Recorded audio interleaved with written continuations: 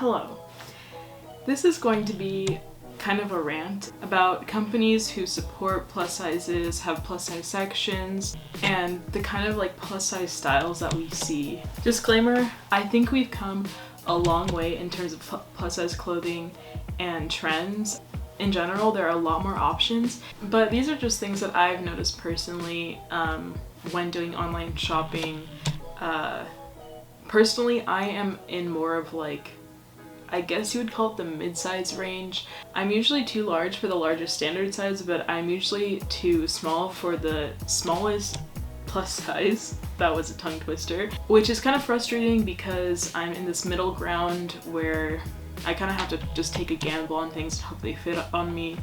But so I guess I'm not technically considered plus size, but these are things that I've noticed when looking at plus size sections at brands I know their largest sizes don't fit me, and things that kind of frustrate me. The first thing would be selection.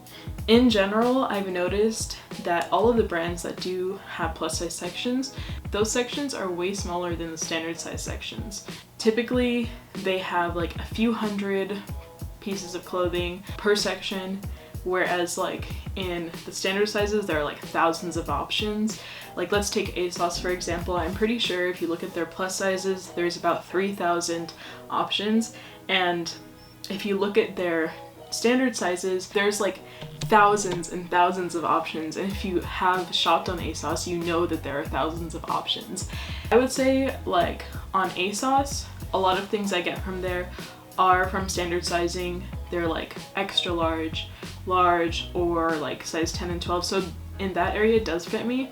However, let's say if I go to like Nasty Gal, I don't really fit in a size 10 or 12 there, so I have to go to their plus sizes. But when I go to their plus sizes, the selection is a lot less than their standard sizing, which is pretty frustrating because I want to have the same amount of options that I would in any other section. Another thing is style.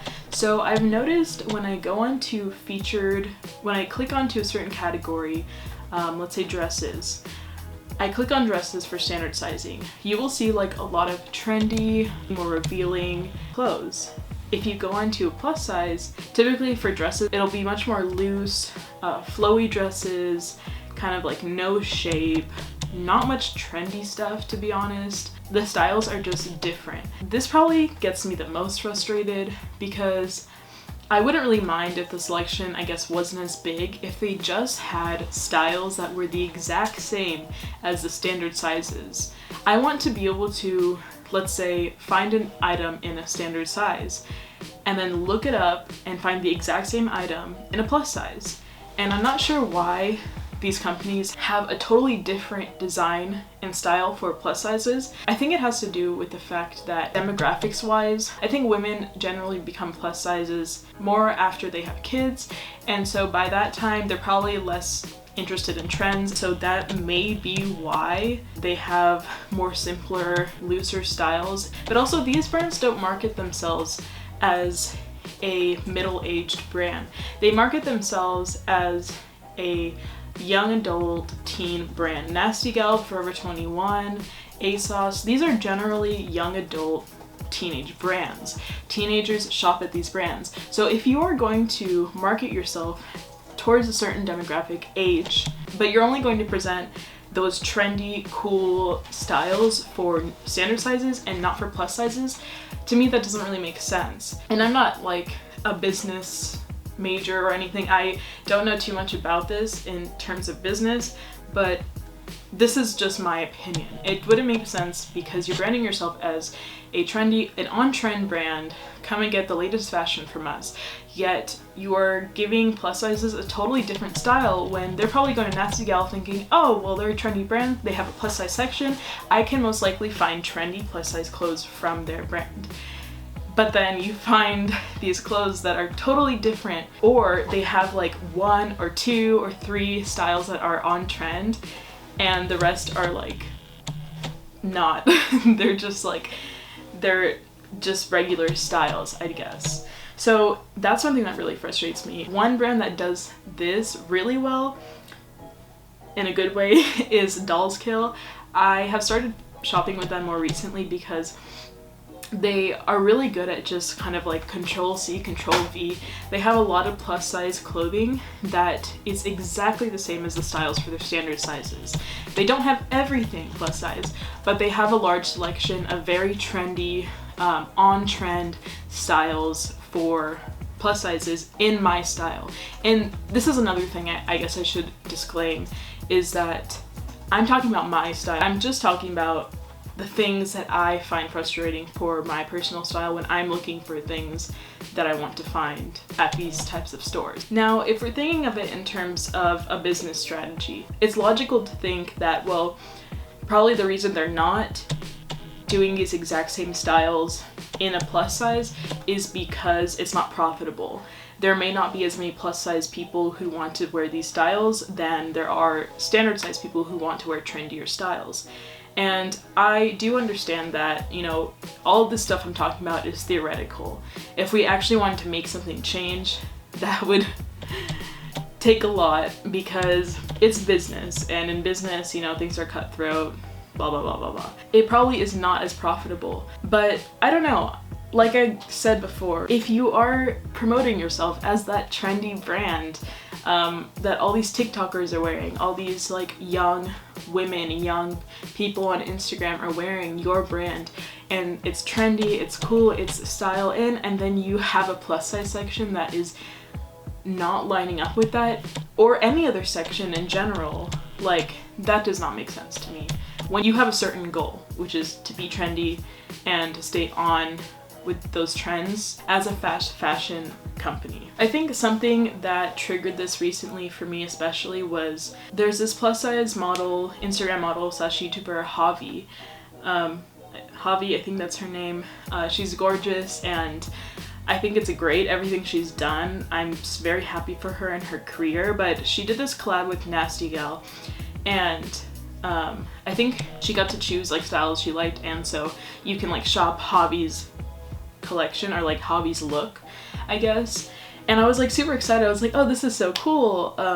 But when I went on there, it was like not my style at all. And then, which is fine. I'm not saying like we have to have the same style. But then I was like, okay, well, that's fine. Let me look at their other plus size stuff that they have. And like none of it was anything I was looking for. Everything that I wanted was in a standard size.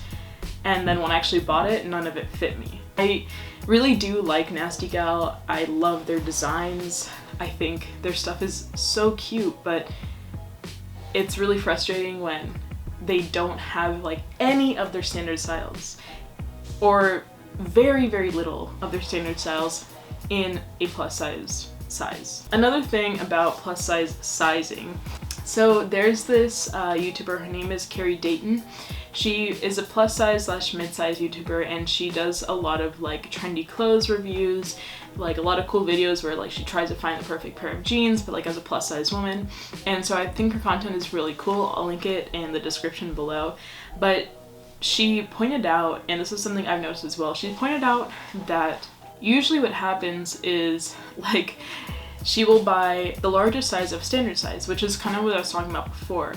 Actually, the exact thing I was talking about before, but she will buy the largest size of standard size and it'll be too small, way too small. And then she'll buy the smallest size of a plus size and it'll be way too big. And this is like something that doesn't make sense to me. I'm not sure why we can't just have like an extension, a gradual incline, physics terms, a gradual incline of sizing instead of stop and then start again. I feel like there's like this region, this gap that we're missing to fill in, and I would rather just have a gradual increase of sizing rather than having this like large gap of like, okay, this is really small and then this is really large, because I know that I definitely struggle with that and finding my size in that way as well. And also, I'd like to say that these things that I'm talking about, I'm only pointing these issues out to companies that claim that they support plus sizes.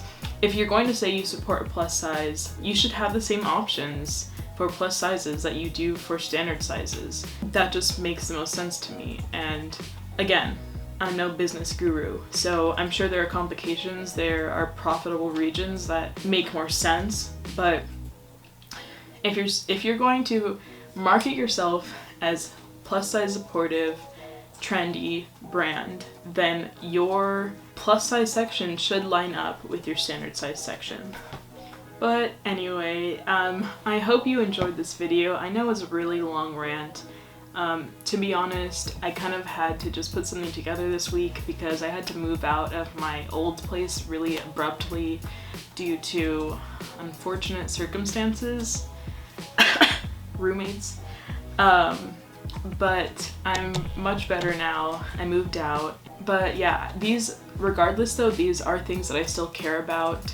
Like I said, we've come a long way. There are many options for plus size people now, and it's great, but I think if we want to refine it more and we want to give plus size people the same, opportunities to have trendy clothes that standard size people do, then these are some ways that we can do that and some inconsistencies that I have noticed. But yeah, I hope you enjoyed this video. Please comment down below what you think, what your opinion is. I love to have discussion, obviously civil discussion, but yeah, tell me your opinion on all of this. Like, do you think it's justified? Do you think I'm overreacting? Or do you think, yeah, this is actually an issue? But anyway, I hope you have a wonderful day and I'll catch you next time. Bye!